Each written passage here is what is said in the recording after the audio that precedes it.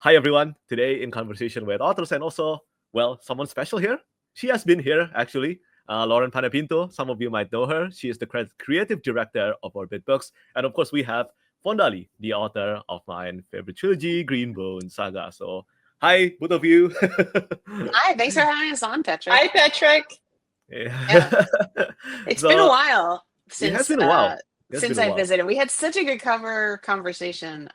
So I'm always happy to come back and talk a little bit of behind the scenes. And I love working on Fonda's books. I've been working on them for when did Jade City originally come out? A long time. A long time. 2017. Oh my God, 2017. So like 8 years at this point I've been working on your books. That's amazing. Oh my Yeah. God. That Yeah. long? Yeah. Probably not. Probably 9 years. Probably more because than it that. takes. Yeah, You're because probably before almost 10, came out. honestly. Yeah. So long time. Not sick of them yet. Long time.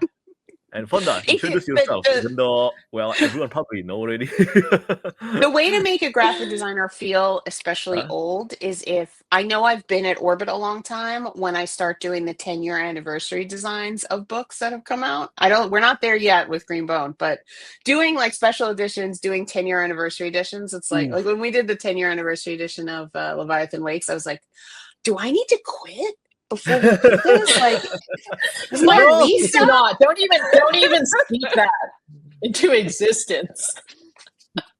But a lot of projects are, special, which obviously this is gonna segue nicely, but special editions have become and anniversary editions and special editions have become such a big part of the industry that we're doing more and more. It's super fun for me. But yeah, true.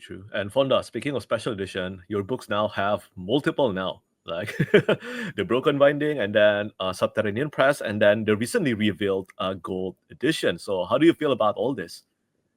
I love it. I mean, bring it on. There we go. Lauren's showing it on. I've got my cup here. It is. Yeah, I can do some serious weight training. Yeah, that we can't legally ask people to carry it because it's too heavy, and OSHA will get mad at us. But this is the actual Orbit Gold set. I'm turning it carefully. But we can do a whole tour. It's a hefty in a bit. It's a hefty. It's the biggest Orbit Gold we've done. I've got some of them behind me. 1, 2, 3, 4. This is our 5th one. Some of them are 3 books, some of them are 1 book, some of them are 2 books. So, but we just kind of started last year. It's been really fun. Yeah, but Petrik, to your question, I love how every single one of the special editions has had something new and cool, and I love the fact that like I need an excuse. I don't need an excuse. I have one to get myself another bookshelf that's like just different editions of the books. Like have my dedicated shelves for the editions is growing. Yeah. And you must have all the foreign editions too, right? So nice. Yeah. Yep. The different foreign ones. Yeah. I love moved into a different place, and I don't have nearly as much space, so I need to have like some expansion of my shelf space so I can. I love going to authors' houses and seeing like the trophy shelf because it's so nice, like to see how many editions really come out. But you, Fonda, you definitely have. You're approaching a record if you don't already have it for different special editions of the same set, and I think that really speaks to how much people love these books. How many now? 3, 4? Is it 4? I believe. Broken Binding. Yes. Subterranean Press. Gold this is the 4th. Wow. Yeah. Amazing. Yeah, and there's also the new paperback edition coming, right? The new paperback edition is coming. Yeah. So excited about those. The books are not actually printed yet. I know my camera's reversed, but these are called flats for people who are watching. And the art department gets a test version. These are the actual covers, but they're not proofs. They're actual covers. But we check them before they get wrapped around a book because, God forbid there's any errors or anything like that with the covers, and we have to trash the covers and reprint them. You don't want to have to trash the whole book. So I just got the flats this week, and that means I just okayed them, so that means the trade paperbacks will be coming out soon. I actually don't know off the top of my head what day they're coming out, but they're coming out soon, so within like 2 months usually I get flats. Well, I look forward to Yeah. having all of them. Yeah, and the gold edition is up for pre-sale right now. Yeah. So When is it coming again? Is it September? you know, August. You I think forgot. end of August. August Okay. is the I official was like, release. I should have all these notes, all these dates memorized. But Yeah, I'm sure you have a ton of dates floating around your head. I mean, yeah, another yeah. thing, Petrik, that I love about each of the special editions is having the opportunity to work with so many amazing artists. Like each Mhm. artist Mhm. has, a different take on the visuals and the characters, and like I was so stoked when I found out Tommy Arnold was going to be working on the Gold come on. Edition, and then Tommy Mhm. Walker, who did like the trade paper reissues. Yeah, I And did Micah end up Epstein for hiring the 2 sub press. Tommies. I did end up hiring 2 Tommies, which is funny. Oh so- yeah, both of Yeah. Yeah, them. because we would have emails being traded, and we're like, "Here's Tommy's draft," and have to clarify which Tommy we're talking about. And you also have I don't think fans would necessarily know this, but it's very well known in the art world. Fonda, I don't know if you know this, but Micah and Tommy are like best friends. Yeah. Tommy Are Arnold. they? Of course. I Yeah, mean, they used to have a that podcast makes- Of together. course, they should be. They obviously they should be. So And I'm I've delighted to hear worked- that. Yeah, no, they both live in Atlanta. They're very close friends. I've known them both for years. I was one of the first art directors to hire either of them for their first book covers. We won't talk about how many years ago that was. But I knew Micah had worked on Subterranean Press. he did the Subterranean editions, right? Yeah. So Micah had done the Subterranean editions, and I hadn't seen them. They hadn't been released yet, but I knew he was working on them because what art directors have to do but gossip, right? About artists and art. And I called Tommy and I was like, I really want you to do this, but is it I don't want to break up your relationship. I don't want to break up your friendship. Like, can you guys both be? And he's like, no, this is perfect because all we've been doing is talking about these books and talking about scenes and everything. And he'd already read them because, they were already like chatting through scenes and stuff. So I said, check with Micah first to make sure. I was so scared I was going to, break up this friendship, but they did such different editions and they're both so cool on their own that it was fun. I like to think of both of them as some of the best character artists in the fantasy genre. They're so good at what they do. They're so good. And when I first heard there will be a gold edition, I told Fonda this.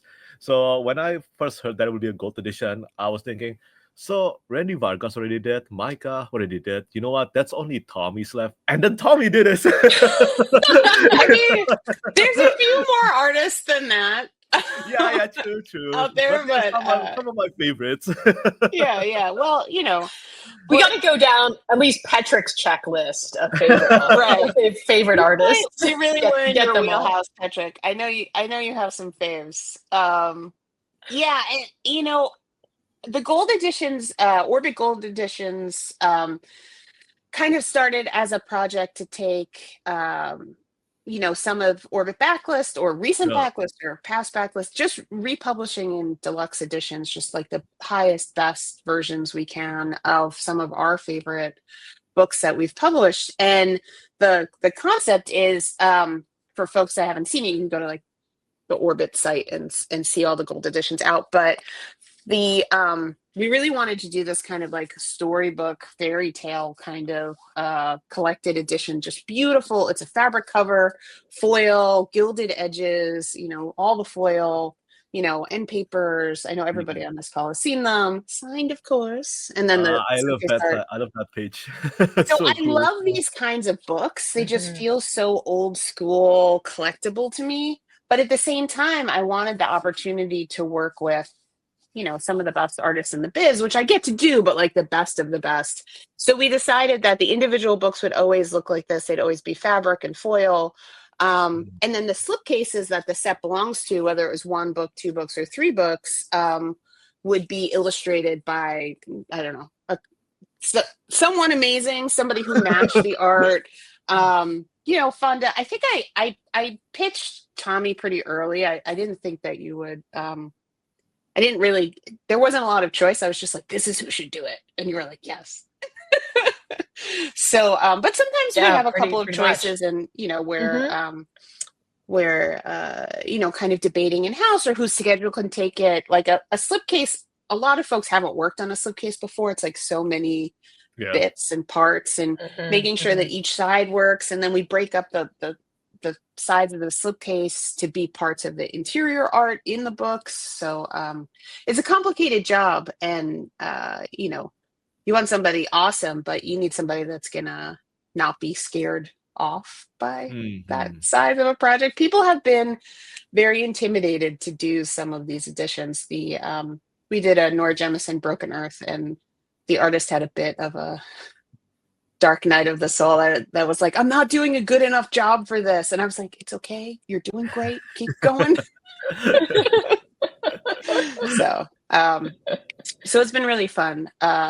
And matching the artist to the work is fun in a way, is fun in an extra way that you don't have to, when you're doing a book for the first time and you're trying to figure out what that book should look like the first time an audience is seeing it, you're kind of guessing in a way. You're using your best guess what you think the book feels like, what the fan base is looking at, what kind of target audience it's going to be.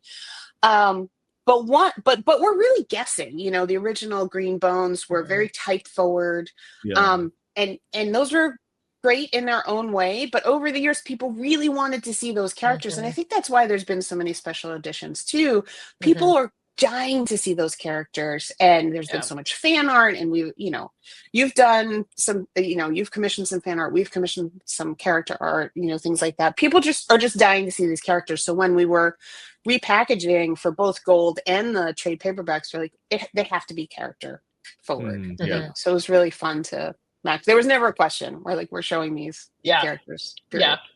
Yeah, so. For sure. And I mean, over the years, that's been like my the pit of envy that I've had with with seeing, books. I love art on covers, and even though like the original covers were very bold, they stood out on the shelf. There was always the like, but I want character art. I'm just hungry for character art. And so like seeing the different amazing artists bring the characters to life, and then people react to the character art has definitely been like the highlight of these editions.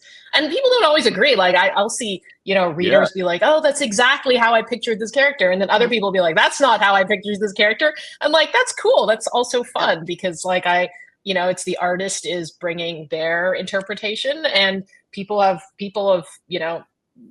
had their chance to fan cast the characters, and that's also just been really fun to see is different depictions of the characters come to life.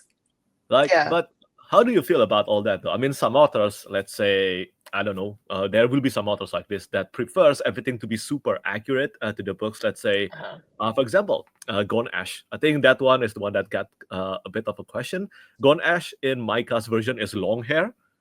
It's very long hair, right? But in the text, he's supposed to be buzz cut, I think.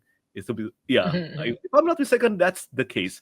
So how do you feel about all that? Though? Do you don't mind? Because some authors are very particular about this kind of thing as well. Yeah. I have an image in my mind of what the characters look like. And so in my mind, they're kind of like always, that's permanently them in my head.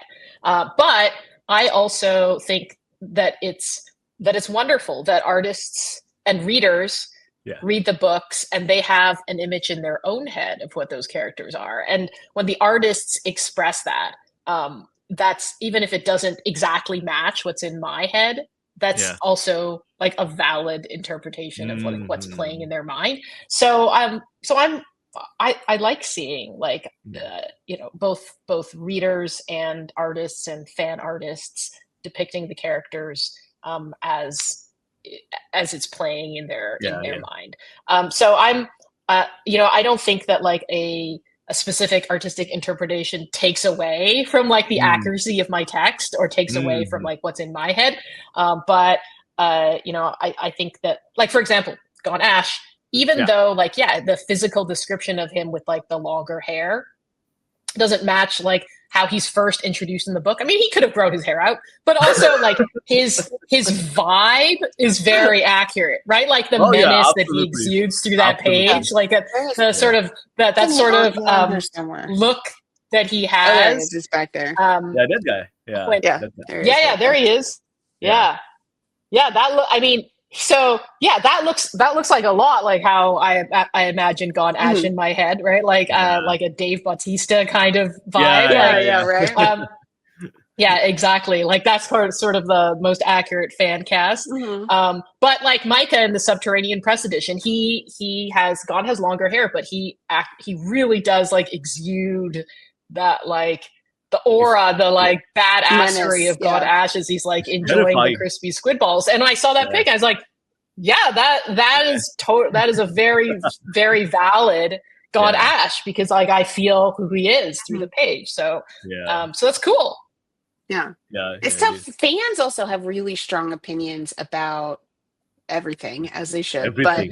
But everything. But some fans hate seeing character art on covers because to them it lessens their imagination. You know, there's been so many studies over the years. I follow, obviously, this is my profession, but I there's been so many studies about like self-insertion in characters, and there's a reason why, you know, like YA books tend to have more characters than adult books depiction and like fuller faces, because the younger you are, the easier it is to insert yourself into characters that look different from you, but as your personality kind of calcifies, I don't know, I give a better term, as you get older, you have a harder time, and like certain kinds of people have easier times or harder times inserting themselves into characters or have too much wiggle room. I mean, as a, you know, I don't want to show my age too much, but I'm Generation X, and growing up like as a geek, as a very geeky girl,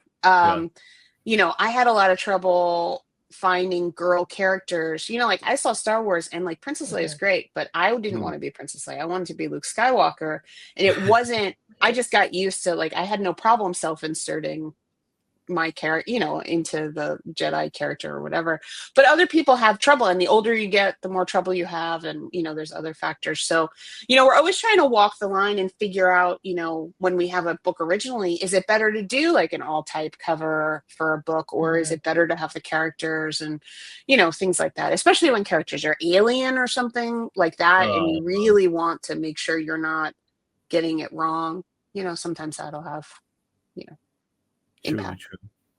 But, I mean, I totally relate, Lawrence. Or just add one thing is like, similar for me when I was growing up, I had no problem kind of self-inserting myself into the protagonists of fantasy novels at that time, which was predominantly male and white, right? And so like that's kind of what I did naturally when I was growing up, because those are the characters that I was reading. But one of the joys of seeing character art for the Green Bone Saga and for other fantasy series that you know, that are current day, that are really big, is like the unapologetically like large Asian cast of this book gets to come to life, right? And like that's also something that's been important.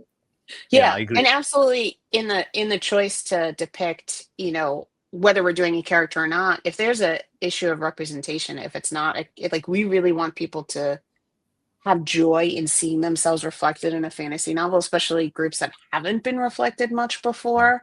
You know, thinking about like the C.L. Clarke covers and things like that, like mass lesbians, femme lesbians, like, you know, getting that depiction right is one of the things that will tip us over into doing character art now, which is great. It's so fun for me. I love character art. We know, Petrik. They're cool, okay? No, I mean, all things are great. I'm a graphic designer. I love a big type book, but look, I've been at Orbit for 16 years now. You know, I've done a lot of book covers. It's not getting to design a book cover that brings me the most joy in my job anymore. Not that I hate it. I design plenty of stuff. But the constant renewal part of my job is these collaborations with artists and having artists see things in a fresh way, especially the second, third, fourth time we're depicting a book. You know, it's hard for me or the editors or even the author sometimes to see things in a fresh way, but you bring in a new artist and they're doing it from scratch, and it's like breathes life into the whole project again. And those are really, really fun. Yeah, I agree with that. And also, this is like the 5th gold edition, right? Is it the 5th? Yes. Okay. I believe it's the 5th. Hold on, I should have gotten this. Excuse my gym shorts as I run back here and get. I have Watch a couple Lauren. of them here. Watch Lauren get this wrong. They're so heavy. They're really nice quality paper, Be but it makes careful. them Ooh. very heavy. So Mhm. the first one we did was Hannah Witten's For the Wolf, and Abigail Larson did the art. It's Okay. this beautiful fairy tale kind of Red Riding Hood and Sleeping Beauty kind of mash up. It's unique to itself, but those are the references. And then we did Nora Jemison's Oh yeah, Broken Earth. Broken Earth trilogy, and the artist name is Justin Cherry, but online they go by Nephilimancer. And they did this amazing set. And again, all the books, the fronts are different. They're all fabric and foil and gilded. And then we did, whoops, oh my God, I'm dropping things. Dowry Oh yeah, Blood. that's awesome. Sorry. And this Martina, is right? this is when you know the behind the scenes artist baseball. So this is Martina Fatshova, the Yeah, artist yeah. who did Dracula and the Brides. And Martina, I met at Illustration Masterclass, God, before pandemic, a long time ago, and she was just starting out. And she was actually one of Tommy's mentees. So there's all these like behind the scenes, like fantasy artist, tribes kind of, and like who mentored with who, and who went to this school, who went to that school, who studied under who and things. So like Micah, Tommy, and Martina are kind of like a related trio, and they do amazing character art. And I think that's part of, they studied under folks like Donato Giancola and Greg Manchess and these really famous Right. fantasy artists, Julie Bell and Boris Vallejo. And you can see like the competition between artist friends, groups of artist friends, really pushes them all to be Better. better and Yeah. better and better. Yeah. So it's nice to be able to hire multiple people in that kind of crew, and they're all kind of workshopping things behind the scenes, and you're almost getting like extra artists involved for free. So we have a bunch more coming. We did a Kimberly Lemming. We have one that we just finished that I can't announce, but Okay. Donato Giancola did the art. Oh my God. Which was amazing. fun. And he was actually very funny. When I called him, he was like, "Oh, you hired Tommy before you hired me." Ooh, Lauren. So I get shade quite a bit from the artist. But that one should be released sometime in the next couple weeks. Just the art for it. So. Yeah, Donato, he's super kind. I met him when I was at Dragonstone Nexus with Fonda. Cool. Last December. Yeah, he was super kind. For someone of his caliber and his skill, I just can't believe how down to earth he is. Yeah, he's amazing. I feel like when I see his work in person, I imagine like this is what people felt like looking at like Caravaggio's back when Caravaggio was alive and like showing off paintings. Like his work is so incredible, and it is absolutely Renaissance master level. But I get to hire him to paint spaceships and things. Nice. Which is great. So according like these all these gold editions, I assume there will be a lot that you want to do. What's the decision process behind this? Like what made you choose Green Bone Saga as the next one? Right. Well, Orbit. it's definitely fan driven for sure. Okay. Like who to a degree, or at least our judgment of fan driving, like who really would be excited, their fan base would be excited for a special edition. This was the first time that we had done Broken Earth as hardcovers, so like we really wanted to do it really well. And Green Bone came out as hardcovers, but again, like the fan base is so excited about seeing characters, and really we felt like we wanted beautiful editions of the books. And honestly, when we were thinking about it, we didn't know about some of the other editions that were kind of in the works. And we kind of we decided to go for it anyway. There's different fans want different things and will gravitate to different sets, and some are limited and some are not. And so I just think we're kind of looking at like what the fan base needs, wants, what's already been done, what's out there. You don't want to oversaturate, but also looking at our backlist and like, look, you work for Orbit Books, you're a big geek. like especially working, like you don't work there for 10 years or more, like you're not just a giant dork. So it's like kind of like the first step is really, what's in our backlist that we're excited about, and then would fans also be excited about? You're always like balancing that line of like, you are a fan but you're also a professional in the same kind of. I'm sure Fonda, you feel the same way, when you cross that line from fan into author, it's a weird balance sometimes. Yeah, of course. I mean, you see that at conventions, right? The line between fan to creator is pretty blurry, because we all start out as fans, right? Like that's what kind of initially motivates us to become creators. And so like there is that like that transition period from being just like a consumer and a fan and part of the community that way, to like, oh, like I now have a different role, and like now there's younger writers who come up to me and ask for advice and like that, or that, that's the sort of progress in your creative journey that's really fulfilling. It's really rewarding.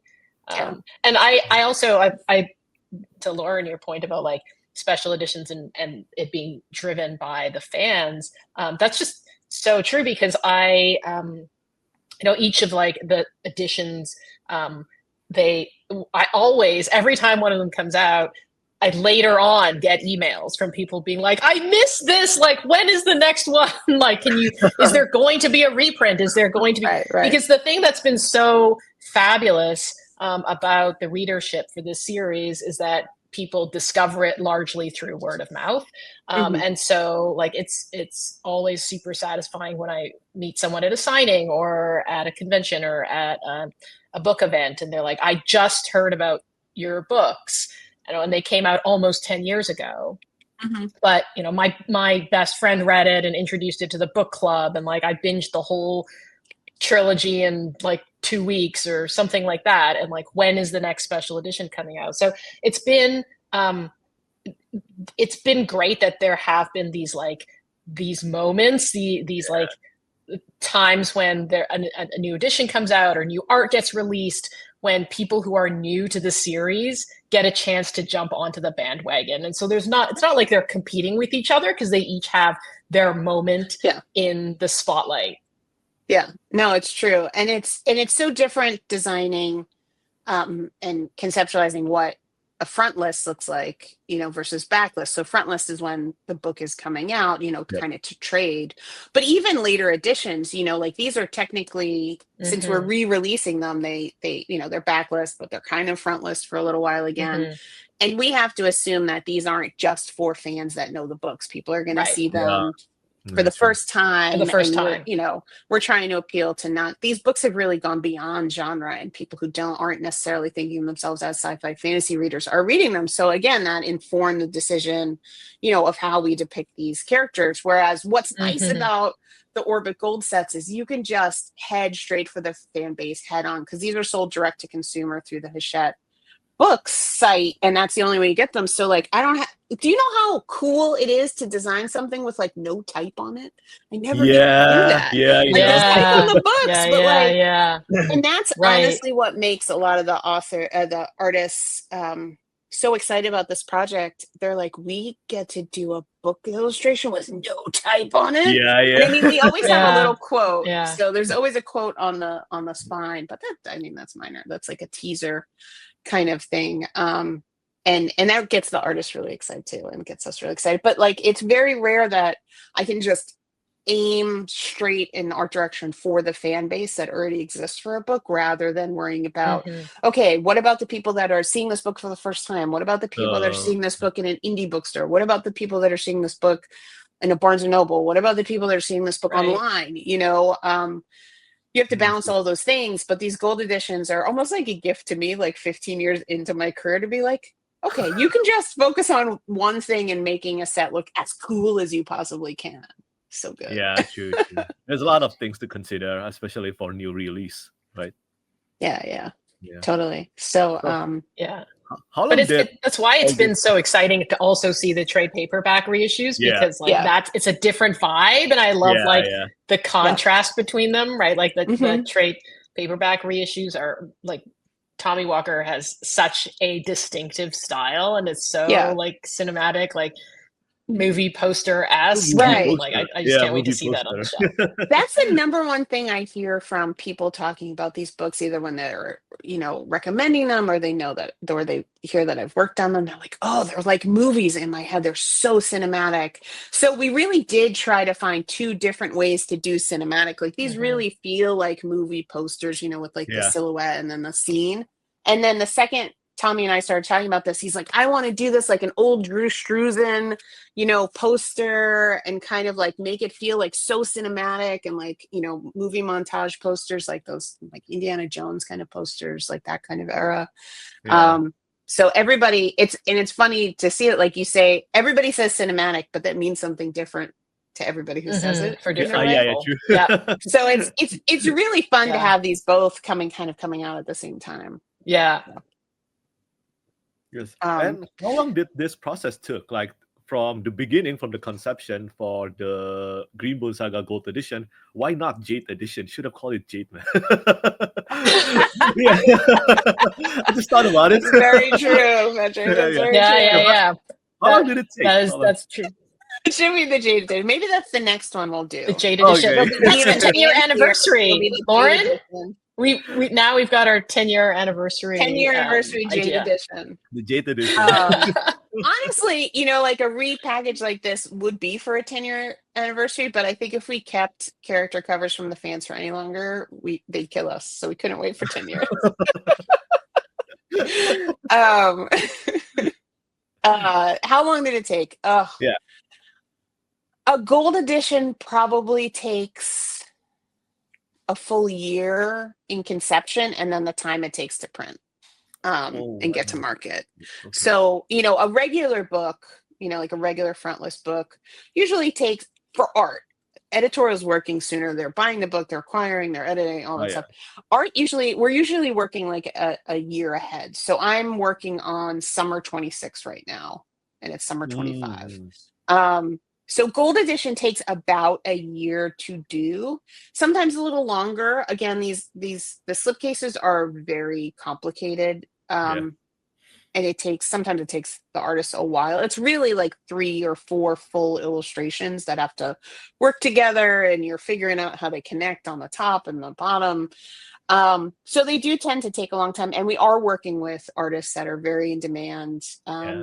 So sometimes we have to massage the schedule a little bit, or give people extra time, or things like that. So I just quickly looked in my email box, and we started talking about this in fall of 2023. Yeah, so there you go. There you go. We definitely knew we wanted to do. Yeah, we were talking about this before we knew what gold editions were. We knew we wanted to do special editions of these books, and that's funny. And I think fans, I've definitely seen online like, oh well, not necessarily about these books, but like, why is everybody doing special editions all at the same time? Well, we're all thinking about them. We don't know necessarily that we're all thinking about them at the same time. Obviously, once we start talking to authors, we will know what kind of is happening, within legal rights to know.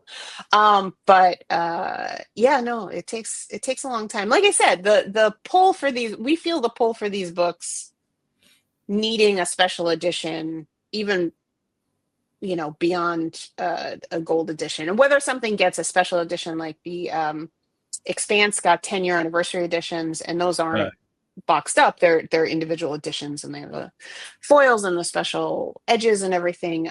Those went to trade. They didn't go direct to consumer. This is kind of a different platform. So some books, we know we want to do special editions of, but they end up not going into the Orbit Gold program, and going elsewhere. Although it is the idea of doing a 10-book Expanse gigantic box is very fun. Definitely couldn't fit in a single box. No, we need like a locker, or like a wooden right, like a shelf. Yeah, it would be like some sort of like luggage like contraption with multiple compartments. That's definitely I think that's the longest series we have. Like direct series, not like cut into trilogies and stuff. So I don't know, we'll see. But we're doing those special editions one at a time. But those come out, to trade to bookstores and things like that. So these are direct to consumer, so that we can pull some fun stuff that we don't, like I said, like not having type on them,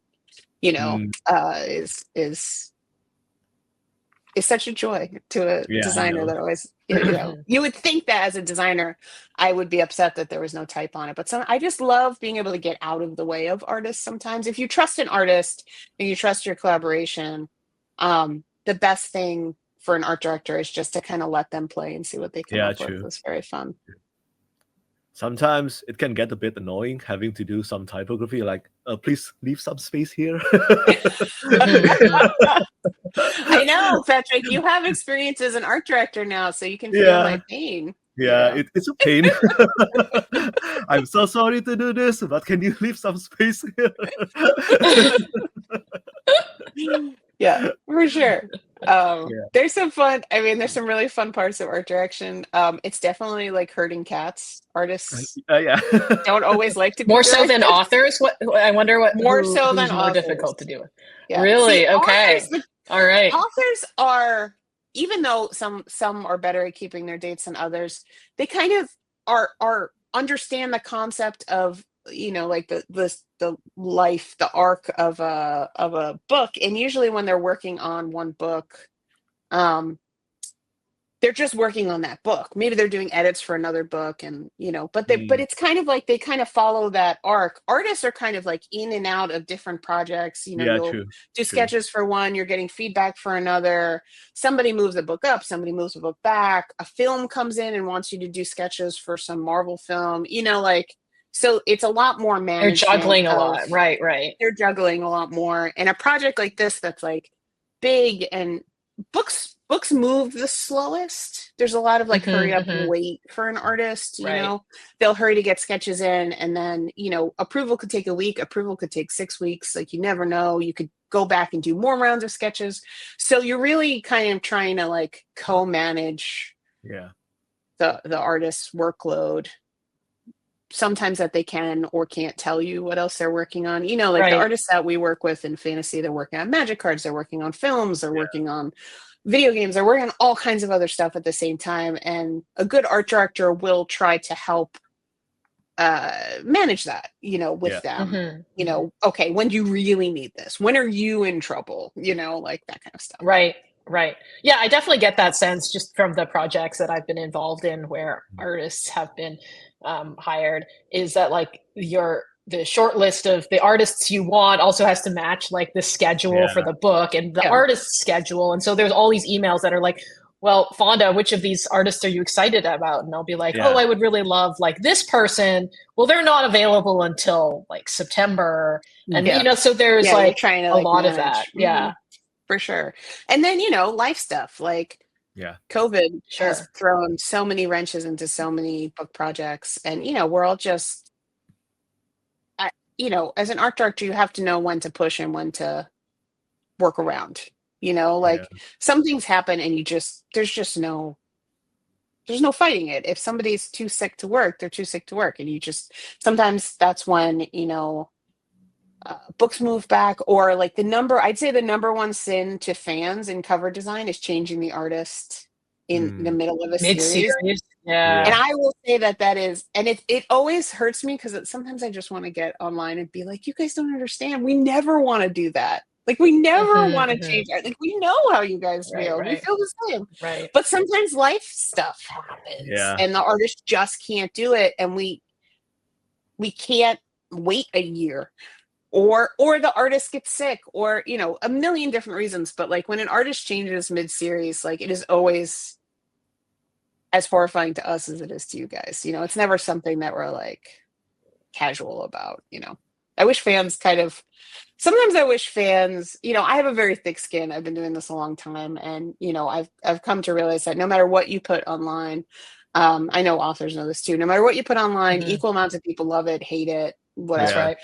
So you just got to be okay with that. But at the same time, you really do want to get online sometimes and be like, you guys don't understand. Like, we're people too. We don't want this to happen. Or, I worked very hard. I I will say, Petrik, you can tell me if I'm right or wrong. I think my Orbit art department is the strictest about spines being consistent. Like it is a big thing to us, and it always has been, and it comes from us being such fans. Like the art department is only Orbit. We're all dorks. We really care about that series stuff lining up. But sometimes the printer screws it up, or something just happens, and the fans are like, they don't care. I'm like, oh, if only you knew how much we care. I think this is one of the things that we don't know until we actually work behind the scene.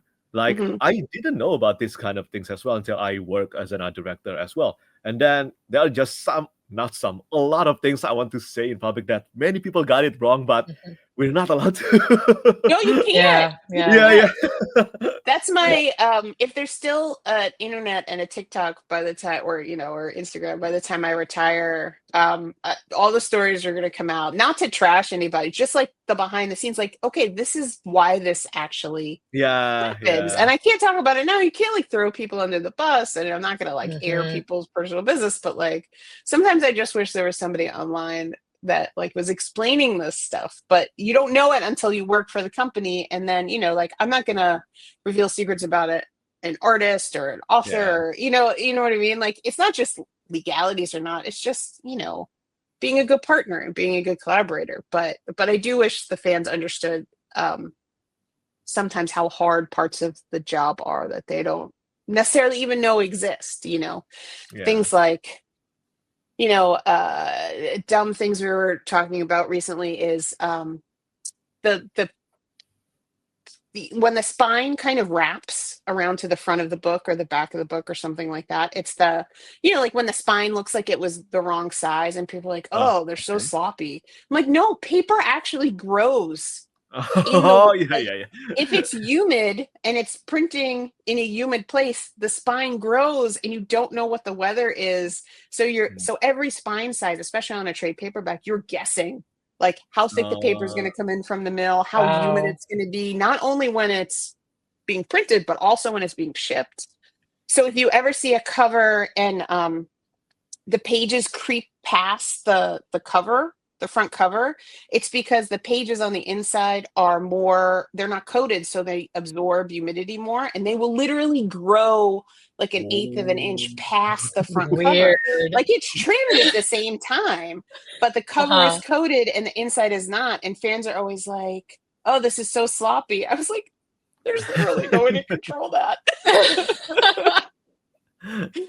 So I think this is also why so many authors said that we must not read any reviews, and it's similar to this. When we're making for sure, we must not read the comments. Yeah, for sure. Well, we all do a little bit though. Yeah, it's a little bit. we can't avoid it. But for one's own sanity, it's best to limit. Yeah. And you can't argue. Often is unhappy people that are the most vocal. So and you've got to take with a grain of salt that it's the people that care so much about what I'm doing that sometimes are the most vocal and critical. And like, I get it. I wish they were a little more empathetic, but like they only are commenting because they really fucking care about these books. And that's something that kind of like calms me down a little bit. Like, if they didn't care so much about this series, they wouldn't care that the spine got a little bit off or, stuff like that. So it's always it's usually coming from a good place. Trolls are trolls. That's the problem. I know I've gotten death threats. I don't know, Fonda, if you've gotten death threats. Petrik, I don't know if you've gotten death threats. You haven't done a lot of editions yet. I have plenty. So that kind of level of comment you absolutely shouldn't read. But the genuinely caring, even if they can be a little sharp comments, I always make myself feel better by knowing that it comes from just a place of passion. So I think we have to think like that as best as we can anyway. Totally. Because I have been reviewing books for a long time, right? And then there's this art directing, but the reception that I got, it's kind of different, the way it feels. Probably because I've been reviewing books much longer, like 9 years now. So every time someone said that my writing is stupid and all that, yeah, whatever, I don't care. But for art directing, it Right. was still new. Like the Green Mhm. Bone Saga, it met a mixed Mhm. reception, right, Fonda, back then, and it did kind of face me, okay, back then. Of course, of Yeah, course. Of yeah, yeah. course, yeah. And there are some things that I absolutely love about the edition you did, and I was annoyed about it because I was like, "Well, we can't do that now," you know. Okay. Yeah. But But there's also like Petrik, I have so many readers come up to me at my mhm. signing events Yeah. when I'm on tour with that edition, and they love Ah, it so much, right? Like Mhm. the seeing a person who comes up to you in real life with the books, who Yeah. yeah, loves true. it and Yeah. wants it like, personalized, like that negates, I mean, it doesn't take away from, Yeah. all the other stresses that one is exposed to when one is a public Yeah, figure on the yeah. internet, but it's more real. Like you just Yeah. it's more genuine, and you realize that Mhm. like, no, like this is why we do it, and Yeah, Yeah. true. and it's just so much more impactful, and like dulls the sting Yeah. of, the You other also stuff that we realize have to that the for everything that somebody has negatively criticized you for, somebody It's yeah. absolutely lovely. loves Yep. and Yeah. adores that exact thing. So, Yeah. you have to choose what Which side? feedback you listen to a Yeah. degree. Like you've got to listen to the sorry, I've got a fruit fly in here. You've got to listen to the negative feedback to a degree to make sure that you're taking it into account. Yeah. Especially, is it valid? Is it not? Is it just opinion? But you really have to train yourself to look at the people who are joyful about the thing that you did as much, if not more, than the More. negative folks. It needs to be more.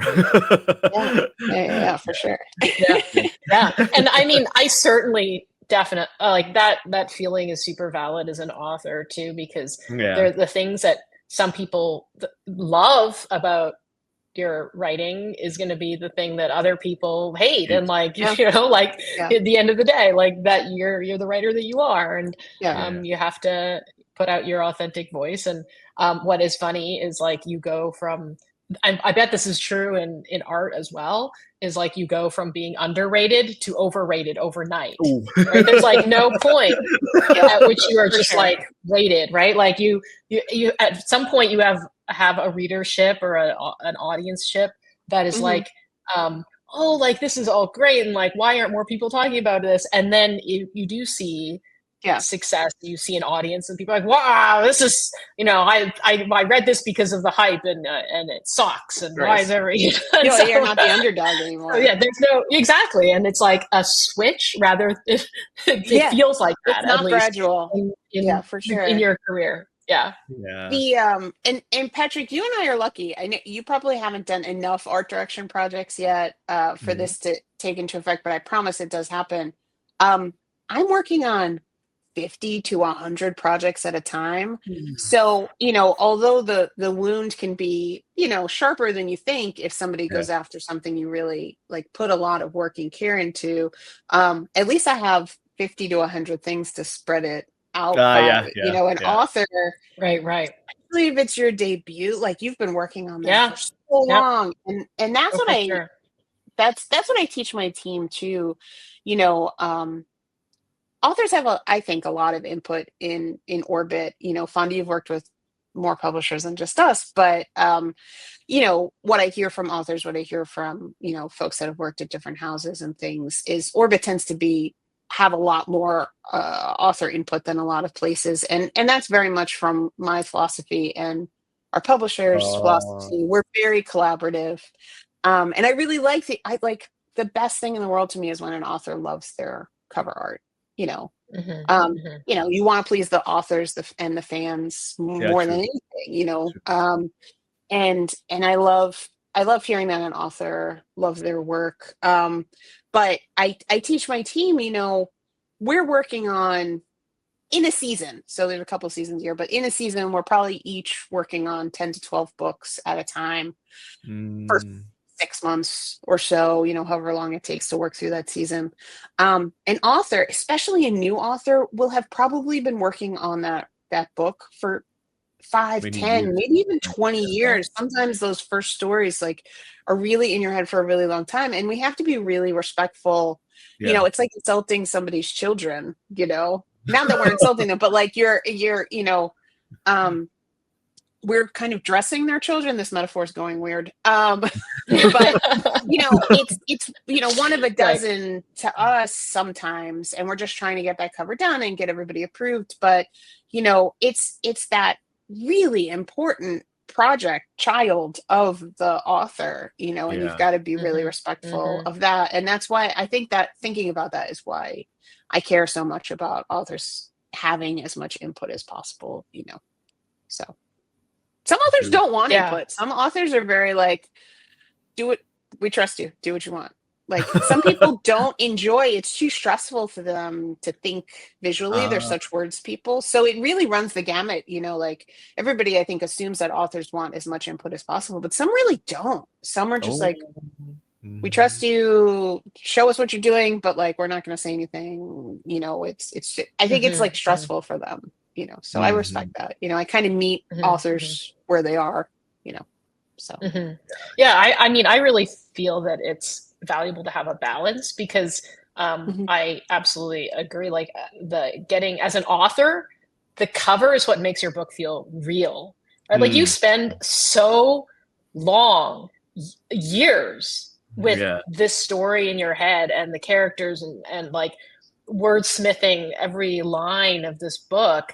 And and as a result, it still feels very much just like a part of you. It doesn't feel like it has an existence outside of you until it has a cover. And that moment, I think, is it's such a milestone for all authors, I think, especially debut authors.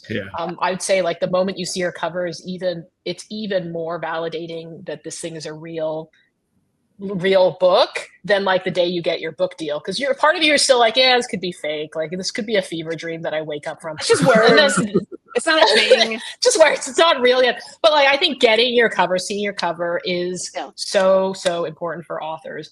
And it is for some authors, it is really hard to kind of create some emotional distance, but then also think of this as packaging for a commercial product that needs to sit on a shelf and be appealing to buyers and to readers. So I've certainly I don't know how many books I've written now, 11 or something, but like each single one of them, you know, the cover process has been different, like how it's come together has been different, and it's been exciting every single time. It's still like one of the most exciting parts of the process for me. But I've definitely learned, I think all authors get to this place where you're like, I want the cover to make me happy when I see it on the shelf, right? Like I want to look at it and be happy and feel like it represents the story that I wrote. But I also trust my publishing team and I trust the art direction in my publishing team to give this the best treatment. This creation, the best treatment and the best chance out there in the world, right? So it is like listening. I think that collaboration is super important. Like I really appreciate it when the art team gives me a reason for why something is the way it is, where it's like, oh, why did we, do that? And as long as it's explained, it's like, oh, okay, like that makes sense. Or, here's can we try this? And like that collaboration. It's definitely a give and take for sure. Fun.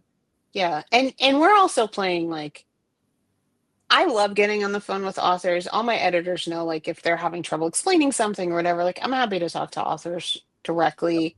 And I know a lot of Orbit authors appreciate that. And I've kind of gone through this with a lot of authors, and I really like talking to authors, like the debut authors, especially because it's all so new to them, you know. But the hardest thing I have to say to not just authors, but my own team sometimes is to remind them that book covers, and I'm not talking about backlists. Like what's nice about these is like, again, the fan base already exists and you're trying to please them, right? For books like the, frontless books, the cover is not for people who have read the book. The cover is for people who haven't read the book yet. And you don't want to misrepresent anything about the book's tone or the book's content, but the book is not the book cover is not a piece of art to illustrate your book. It's a piece of advertising to get people to go deeper, to like pick up a book in a store and flip it over and read the back, or on Amazon, that teeny tiny little thumbnail to click to be like, what is that? And click on it and then read the information. So that it's really, really hard, because of course, like, I'm a graphic designer, I work with artists, we want things to be beautiful, and the authors do too. But beauty and advertising doesn't always line up perfectly, and that's when things can get a little complicated. But we always have a reason for what we're picking or what we're trying to do, whether it's a color or font or things like that. And I think explaining the thought process really does usually put people at ease. They might disagree, but they're like, okay, well, they didn't just. I think the fear is always that, because authors know we're working on so many projects at once, editors, anybody in publishing, artists. I think the fear, the deep, like childlike irrational fear is that, somebody's not giving your book enough care. And I think explaining what the thought process is and seeing that, oh no, we're actually giving so much care to this, usually it puts people at ease. And again, like if they have, feelings about that back, I'm super happy to have a dialogue about that, and I've been wrong, where I've adjusted things. I mean, I don't always know what's perfectly right, so. Lauren, I have a question actually about like the gold edition, because I saw a behind the scenes post of the model shoot. Oh yeah, I saw that. The art. Yeah. How does that work? Like, that was cool. I mean, I saw a message like from the actual, model actor. Mm-hmm. Yeah. It depends on the artist. It depends on the artist. Character artists do often hire models to do reference shoots for them. A lot of them use themselves. So I don't know if Tommy posted this. I have to look at that post, but this is the reference photo for this was Tommy and his wife. Oh, really? Yeah. It's so cute. It's like an extra special little Easter egg. Yeah, it's hot. So hopefully he doesn't get mad at me for revealing it. But also, I've known Tommy for so long, I was approving the reference photos for some of these things to make sure we got the poses right and like sexy but not too sexy, whatever. And some of the reference photos came in and I was like, I can't look at these. This is like looking at like my art son's images, like sexy photos. Like I felt weird. But yeah, no, a lot of artists, especially character artists, to just make sure they're getting things right, will cast folks, that are as close as possible, to the things. And again, that's stuff that a lot of times doesn't get out into the world because, you don't necessarily have the same model releases that you would for photography or things like that. Or, a lot of times we can't show covers along the way that didn't become the final cover because we don't license the art or the fonts or things until we know we're using it. We're kind of using it just, this could be a whole different podcast on art rights, Yeah. But a lot of times that stuff, you can't see it because it's not licensed, it's not rights, we don't have permissions, things like that. But it is fun when stuff like sneaks out behind the scenes stuff. Tommy's really good at writing up behind the scenes posts. Yeah. I mean, I there was one photo that I loved in particular because the model Ricky's like on a bench, like leaning, like it's the reference shoot for the motorcycle. The motorcycle. Right. Oh, yeah. Yeah, this one. It's definitely not a motorcycle. It's basically because he's clearly like on some gym equipment. Yeah. He's leaning over it with with as if he's holding a gun, and I thought that was great. For sure. If anybody watching this really wants to see as much behind the scenes stuff as possible, the blog muddycolors.com is an artist blog, that a lot of fantasy artists write for, Tommy included, and they post a lot of reference shots, and they're hilarious because I did a whole post once that was collecting the funniest artist self-reference. So if you go back on Muddy Colors and look for like artist selfies, I think the name of the post is, it's, artists when they don't have a model or something, they'll just take photos of themselves in the thing. So like my favorite one that ever has existed in the history of art was Greg Manchess, who's a very famous artist, illustrator, not just fantasy, was hired to repaint the Captain Morgan's pirate.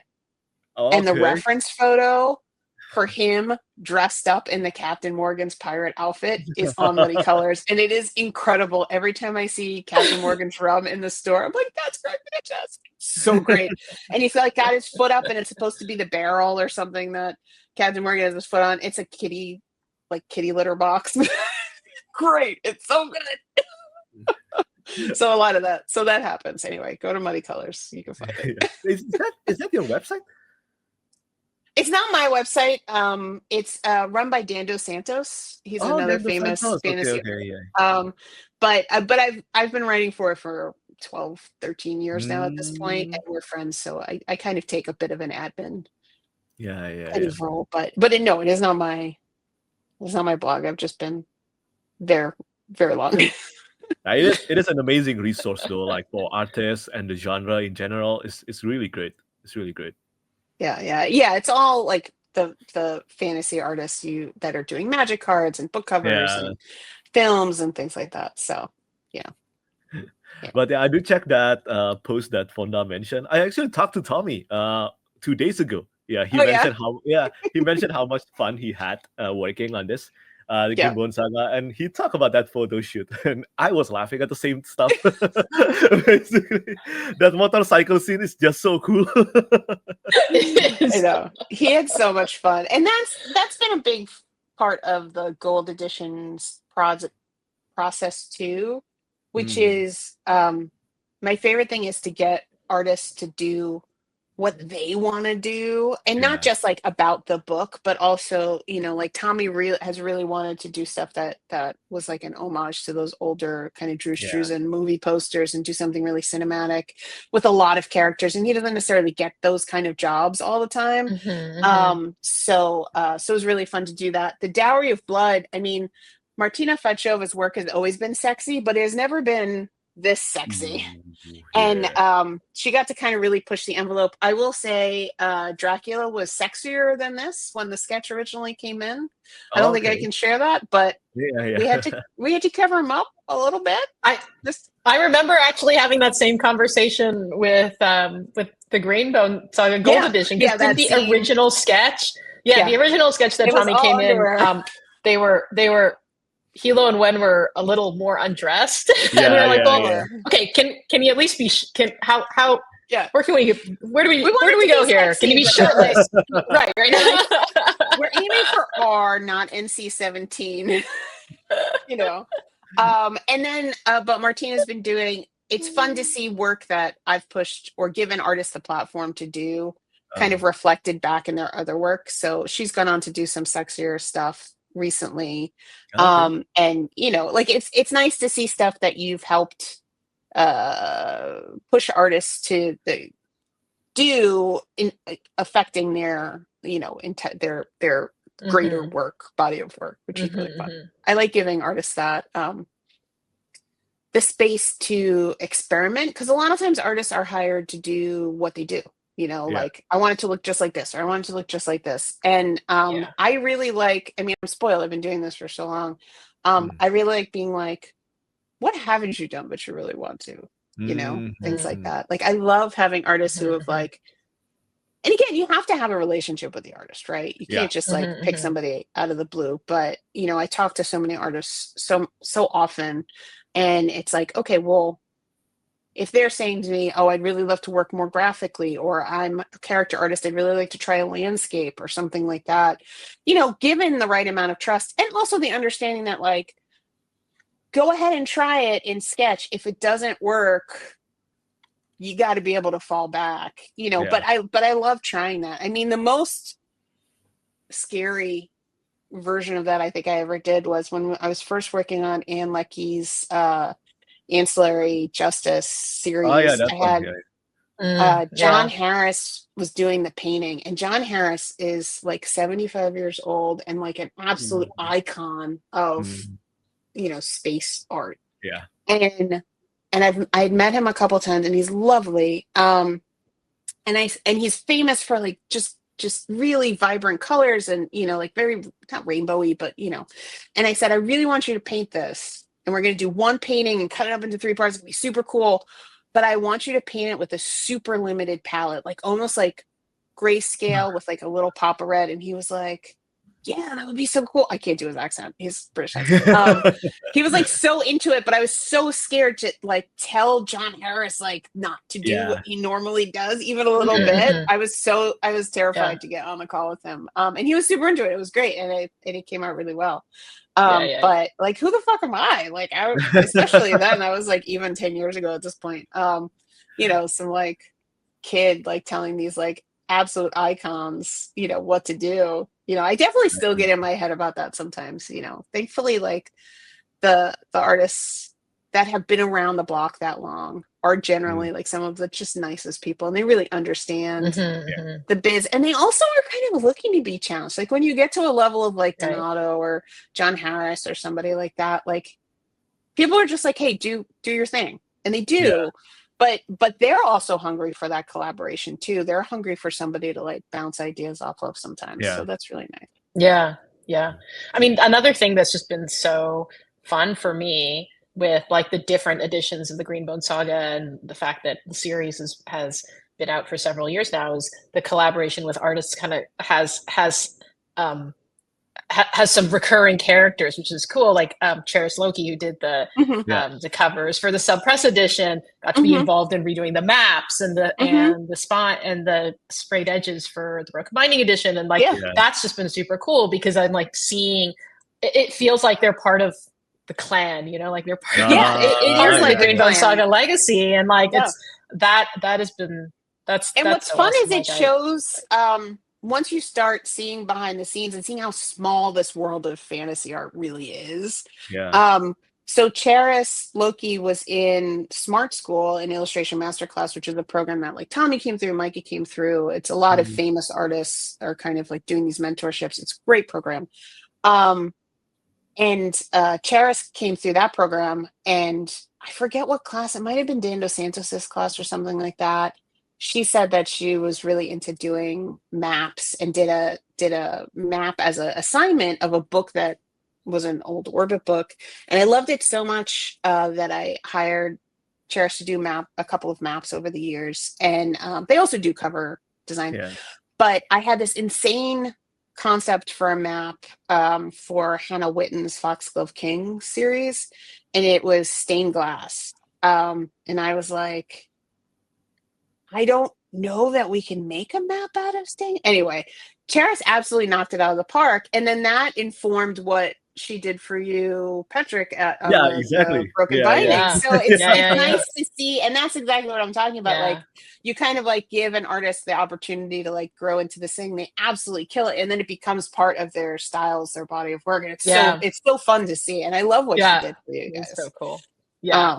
So it's fine, but it is like a little family for sure. Yeah, true. I think that's a nice way of putting it. I saw that map. I really saw that map, and I thought, you know what, we should do like a Chinese Asian stained glass for the Green Bone Saga.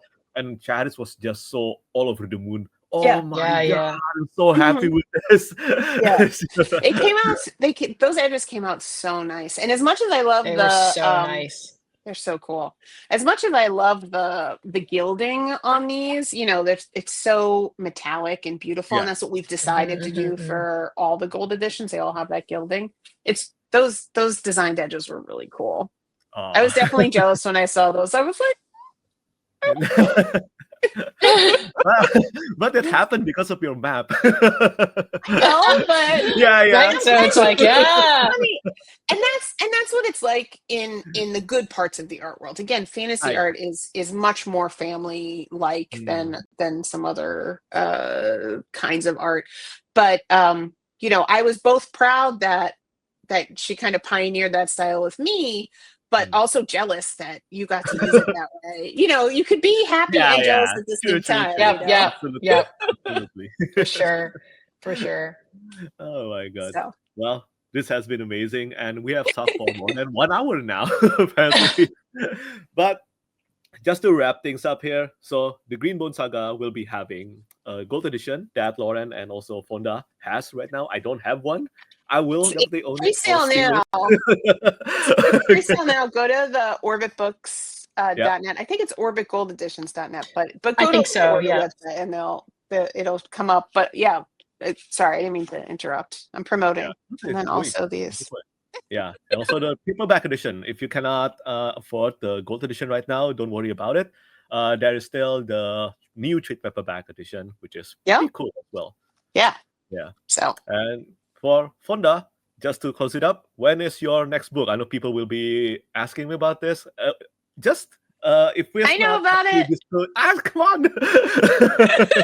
I know. I'm gonna refrain from asking Lauren any questions about the cover. Yeah. I just talked to Angelica about it recently. Just the year. When is it happening? I know people are asking me now about the last contract of Isaku. It'll be next summer. I believe we have a release date, which I won't say yet, just in case it's not public yet. But yes, I am leaving this call to go put additional finishing touches on it. So yes, and hopefully this publication date sticks, but next summer. Yeah. So that's pretty much it for today's conversation. What are you working on, Petrik? Are we going to me? see any more art directed projects from you? Yeah, soon. A lot. I've been working on a lot.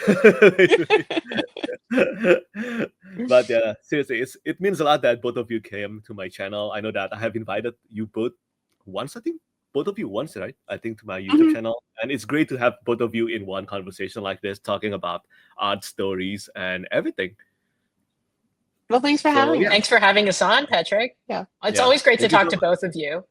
Yeah, same. So thank you so much. And once again, please make sure to check out the Green Bone Saga Gold Edition on what was the website? Orbit Gold? If you go to orbitbooks.net, you can go to the gold editions, but I think it's orbitgoldeditions.net. Okay, awesome. Well, that's it from all of us today. Again, thank you so much for watching, and thank you for all your support. Bye-bye. Thank you. Thank you. Bye-bye.